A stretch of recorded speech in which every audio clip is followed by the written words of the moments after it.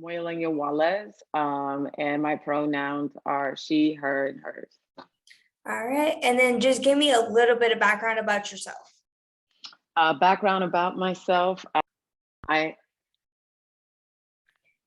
so a Okay. little bit of background about myself. I was born and raised in New York City, born in East Harlem, grew up on the Upper West Side, moved to Brooklyn, went to school in Alabama, and came back to New York City. And what inspires you to start equity design? What inspired me was realizing that the first time as the executive director, Fit for Life NYC, I didn't get it right. I wouldn't say that I completely failed, but I didn't get it right. And so this time around, I vowed to get it right and to ensure that the community is part of the design of physical activity programming. And how do you feel equity design helps others? So the way equity design helps others is, well, first our mission, right? So the mission of equity design is to be able to close the gap that exists between health, wealth, and life expectancy. And the way we do that is we design physical activity programming that uses an equity lens and data. So what does that mean, right? So that means that let's say a community in the East Tremont section of the Bronx, the school, right? They have the goal of becoming a fitness hub because their community is a physical activity desert. So we work with them on, well, what does that look like? What would a fitness hub for elementary school students, their families, and the community be like on an elementary school campus? So we design the physical activity first for the teachers. Now we're going to design it for the students, and then we're going to design it for the community. So people don't know, but it's, if you think about it, equity design is like the architecture for physical activity programming. And where does the name equity design come from? So the name equity, what I wanted to do was to ensure that everyone had a voice into how physical activity programming was being run. This allowed for multiple perspectives. The problem was that there would be a teacher, there'd be a community member that said, let's have a fitness event. And then that fitness event happens and not everybody shows up. So equity is in our core values, it's in our culture, and it's in our name. In terms of design, because that's what we do, again, designing physical activity programming. And how does it, I know you touched on it just a little bit, but explain how the program itself works. Like, how do you get into the program and get it into the schools and stuff like that? Okay, so let's do this, right? Let's talk about, what is your relationship with physical activity or physical education?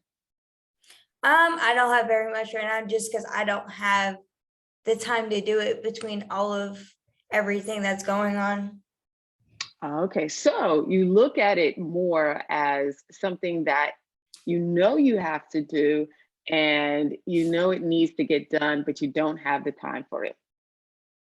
Yeah.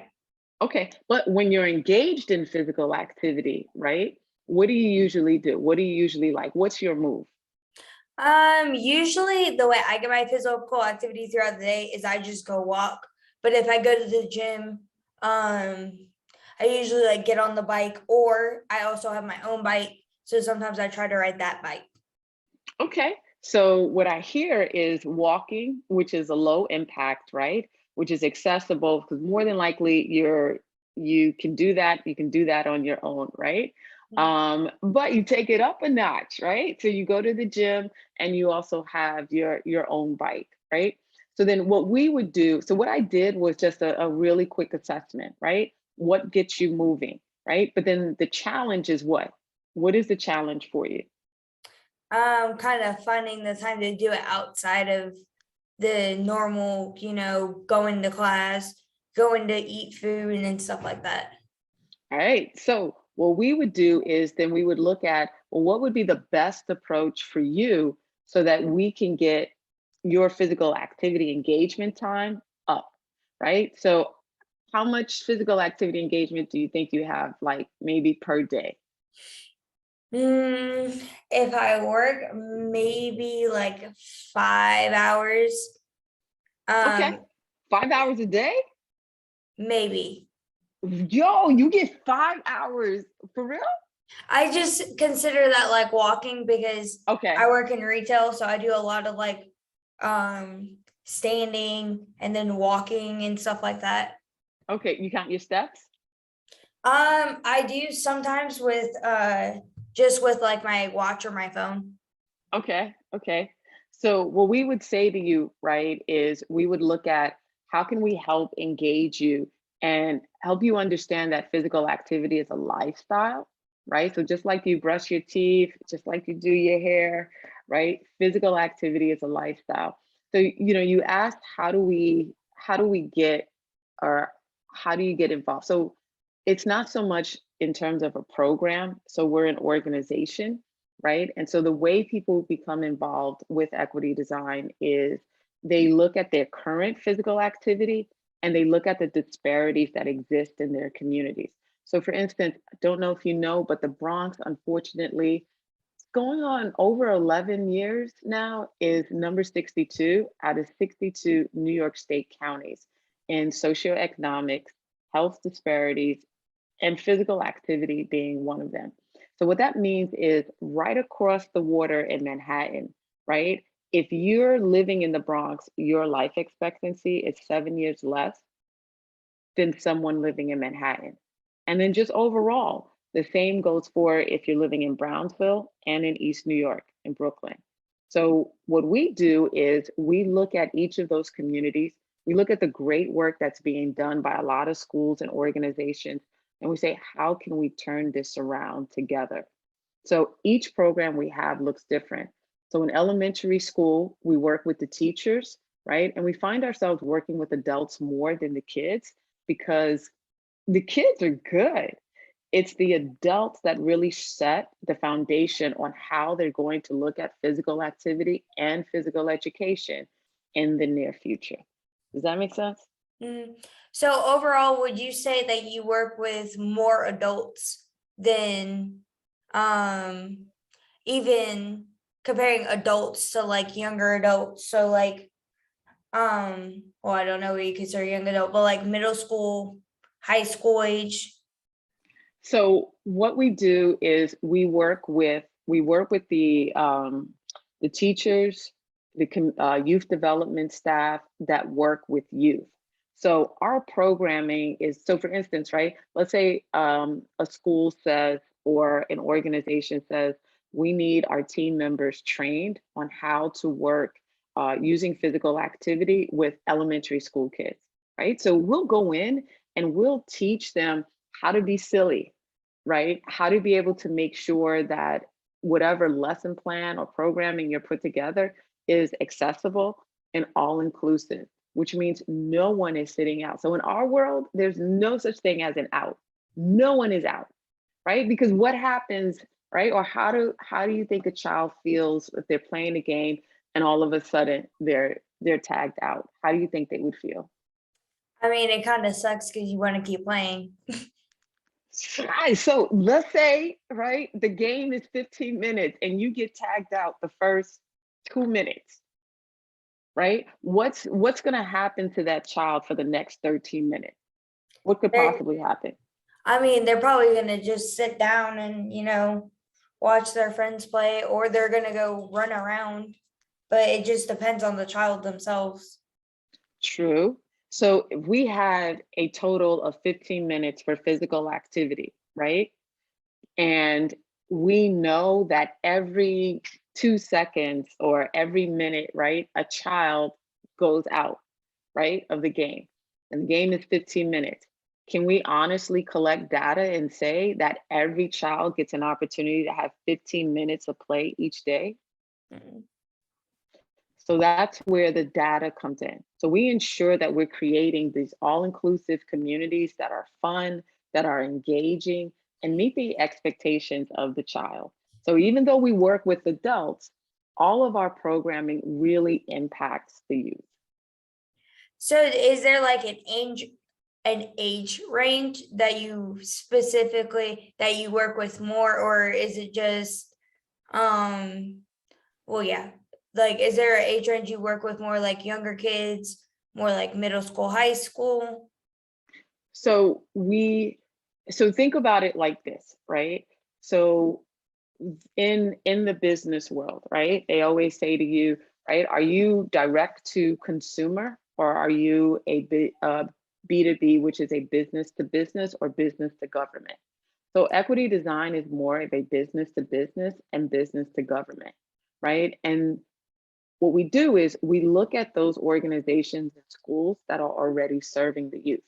So we work with them, and that can range from pre-K, right, all the way to senior citizen.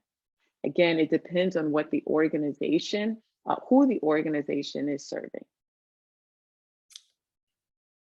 But Eh, that doesn't mean that we can't, that doesn't mean that we can't be on our toes, because even though we do this, we're still held accountable to make sure that all of our teaching methods and styles is something that can relate directly to the youth that the school or the organization is serving. So how do you serve, like from, like, do you have to adjust for, say, a senior citizen that can't be nearly as active as a child? Not saying that senior citizens can't be as active as a child, but they tend to have older bones and can't move quite so much. They do have older bones, but you would be surprised how movement can take place. So a little bit more about my background. So my background is education and communication and technology. Um, However, I also received my certifications in youth development, adult, special population design. So that includes senior citizens. So what that means is that I'm able to, with my team, design a program that's for pre-K, and then design it also for a senior citizen. It really is understanding how that age group or that target audience moves, right? So it could be that it's more in your chair, Mhm. right? And it's more hand-eye coordination. So we might do balloon volleyball, but everyone's in their chair, right? Now that balloon volleyball can still be a game for middle schoolers, but they're standing and they're moving around a little bit more. So again, it goes back to understanding who you want to get moving. So, as somebody who personally has um, family in the medical field, I was wondering, like, if you have ever, obviously prior to COVID, most likely, but have you ever had like a hospital reach out to you, or like some sort of like physical therapy organization like reach out to you and say, hey, we want to use your program?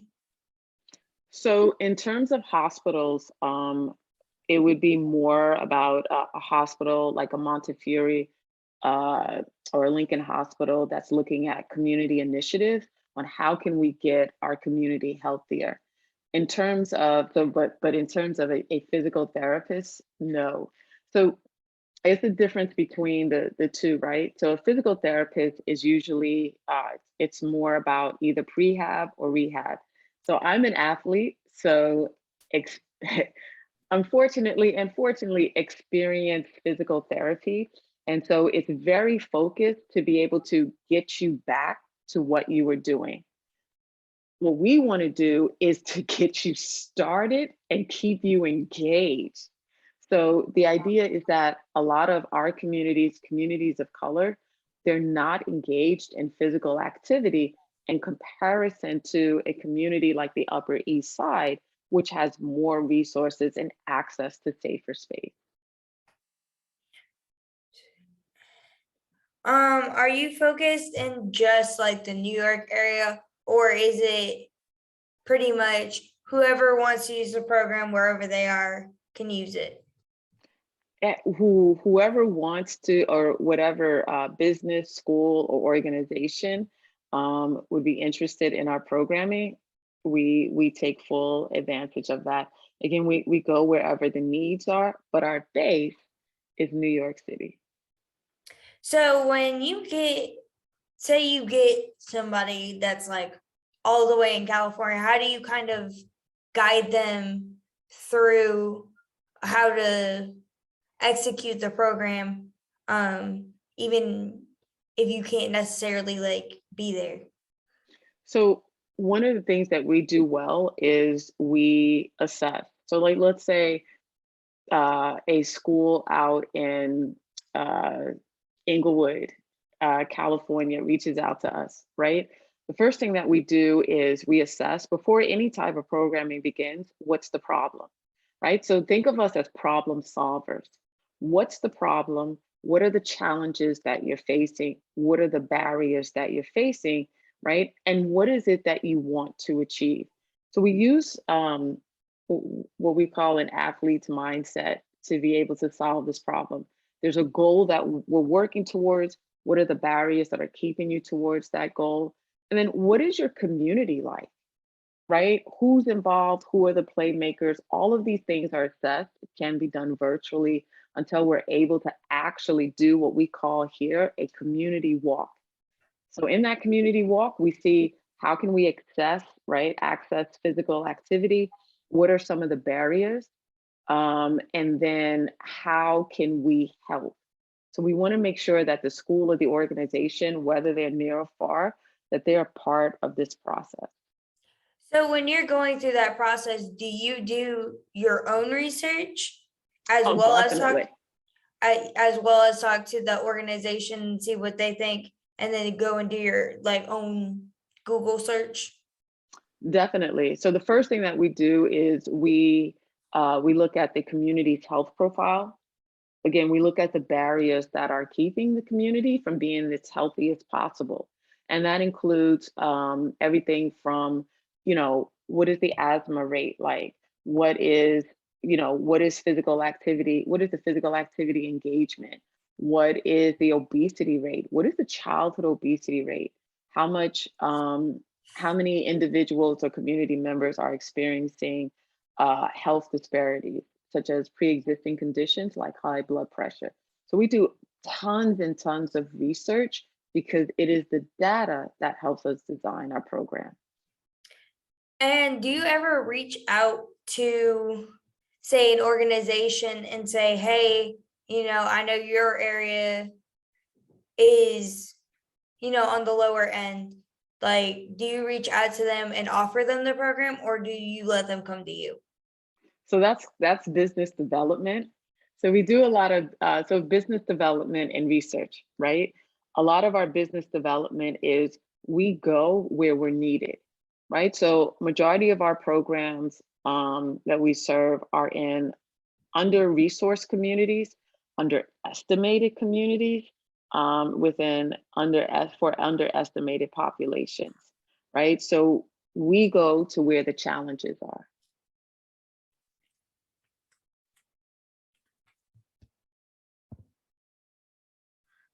And I noticed when doing my own research that there's these things called brain breaks. Mhm. And I wanted to know, how have you noticed brain breaks help students? If you've been able to see an impact on that. So we haven't done extensive research like the CDC, and that's actually another problem. So a lot of the research that has been done, right? It'll be the Center for Disease Control, and then you'll have smaller entities, and you'll have cities like New York City that takes that research and says, this is what we should be doing. But there really isn't any research around how well it's doing. And that's our big picture goal, to be able to measure that, to see how well it's doing. Mhm. I would think that that would work really well, given especially younger kids a chance to have those brain breaks, because I myself have ADHD, and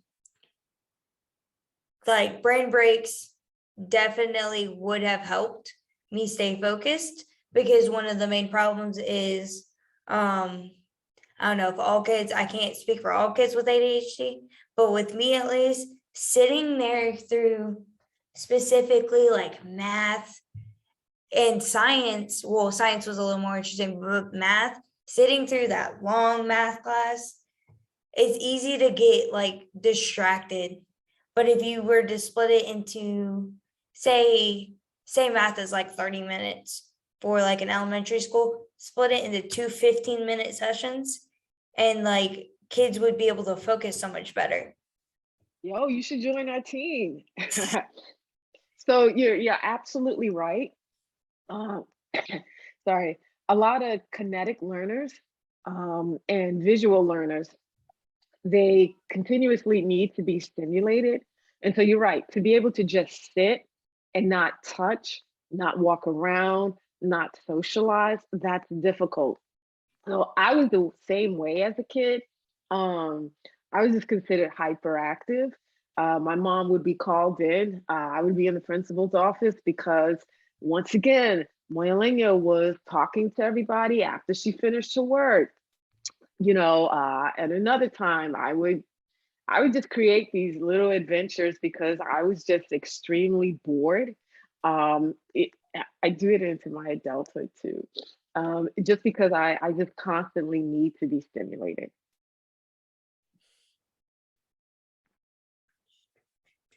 And you kind of answered this question, but do you wish that there would have been something similar to this when you were in school? Like the brain breaks and, more physical activities. I do. I think the thing is, right? These things, they were there, right? And just like they're there right now. But I think the difference is access. I didn't have access to it, right? So I had the opportunity to work at a private school. And these are things that are done like routinely, right? Daily PE programs, daily physical activities within the class, their subject classroom, daily opportunities to go out and enjoy fresh air, right? So ideally, right, it exists. It existed when I was a kid, but did I have access to it? And I didn't. So even though I grew up on the Upper West Side, um, my family didn't have access. They didn't have the money, they didn't have the resources, they didn't have the know-how. So that was the biggest problem. But I think not having access allowed me to be the woman I am today. It allowed me to be the athlete I am today. Does that make sense? Mhm. And going back to the athlete thing, because I forgot to ask this question earlier. What sport or sports do you play? So I only do one sport, and to me, that is the best sport in the entire world. And it is the sport that's the foundation for all sports, which is track. So I've been running track since middle school.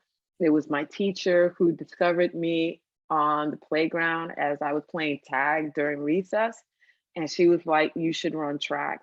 That was in fourth grade, and I never stopped running since. So track has afforded me the opportunity to represent the United States. It has afforded me the opportunity to win gold and be a world champion.